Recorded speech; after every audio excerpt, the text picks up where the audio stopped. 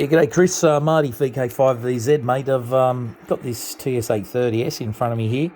I'll just give you a bit of a rundown. I've literally just thrown this thing on the bench and fired it up, and seems to be doing what it should, just what it meant to do. I haven't busted covers or anything yet, but it's got good output. Everything seems to be running pretty good. I'll go for a tune here on 14275 so you can check it out. It's going to be hard one-handed, but I'll see how I go here. Just bear with me. I'll flick it into sand, tune ALC. So we've got ALC meterage there. So just adjust that for a peak. And I'll go off that. I'll put it into IP and I'll dip the plate. So same deal. I'll get it on there. I'm just dipping the plate now. So there's the natural dip there.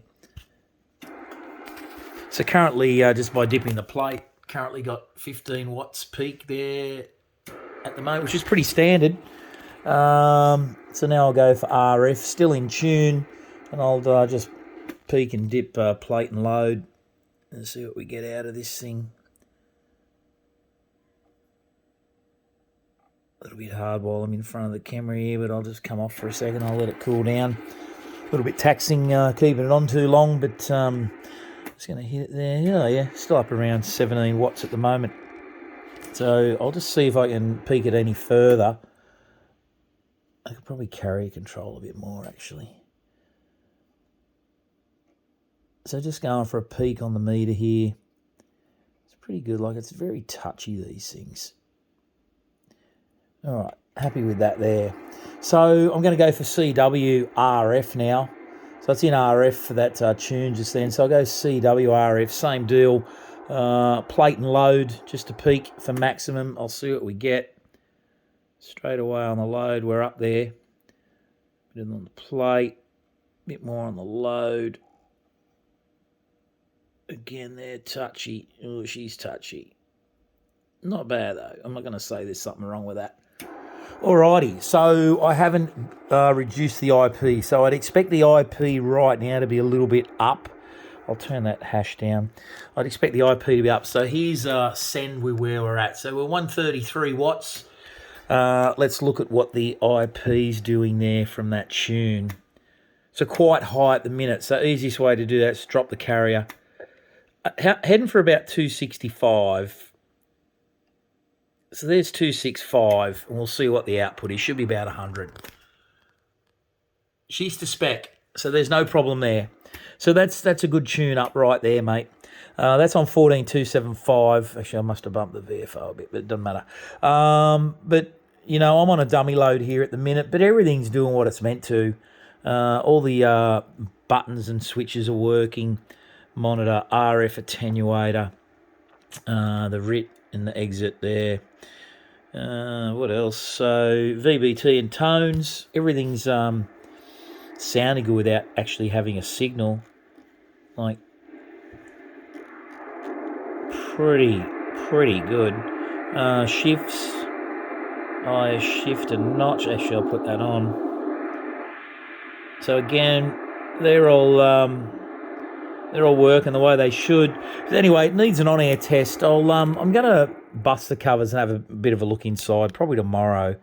So apart from that, cosmetically, it's pretty damn good. To the case that, you know, I wouldn't even play with it. Like, there's a few little blemishes on this edge here. Being die cast, I've seen worse. It's a little bit rough there, but I wouldn't go to the trouble of painting it by any means. Hasn't come with a microphone, so I'm going to check if one of my older, what have I got here?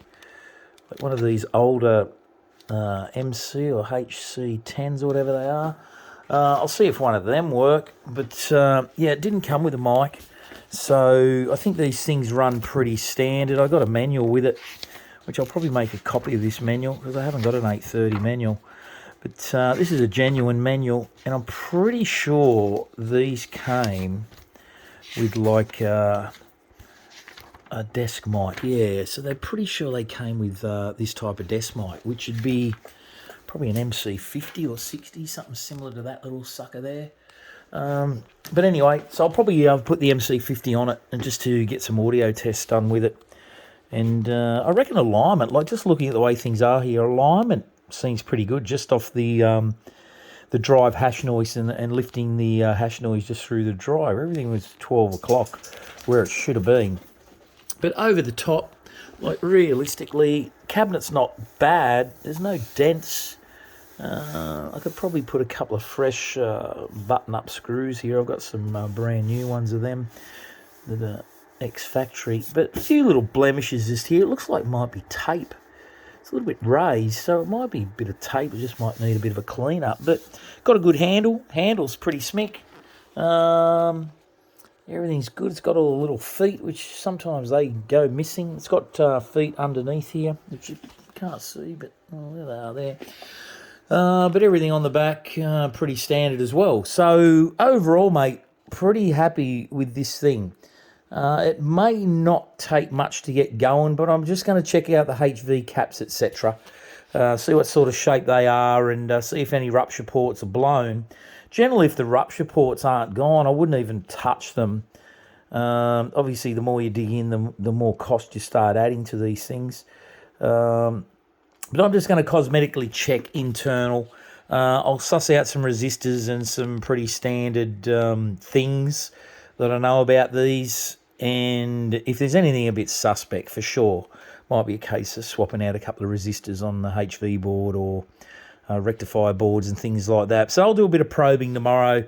I'll get a multimeter inside that thing and yeah, just check out, see what it's actually doing, and maybe chuck it on air. I've got a wire antenna here I can put it on. I'll have a bit of a play with that, see how it receives, etc. But maybe just standard stuff, neutralizations and all that I'll look at. I'll check the bottles in it, but to get them that output straight off the bat, that tells them the bottles are good. Wouldn't surprise me it's maybe running a couple of S2001 alphas in there. We'll see what's in there. It might be some military spec 6146 Bravos or something, or Ws, 6146 Whiskies. Anyway, a little bit unknown. Not sure what we're going to find. Don't even know if there's a CW filter in it. There's probably one, but not the other. Probably an SSB filter for sure. So this will be a bonus if this thing does have a CW filter that you asked about. I haven't got one spare at the moment, but could probably get my hands on one if I wanted. But anyway, mate, food for thought here. It's definitely arrived. It's on the bench, mate. And I'll keep you posted. Give me a week, I reckon, just to go over this thing. I've got a bit of a free week coming up. And I've got a few other things to muck around with on the bench here. So anyway, have a good weekend, mate. Keep in touch. And it's good to know this thing's here for sure. All right, mate, all the best.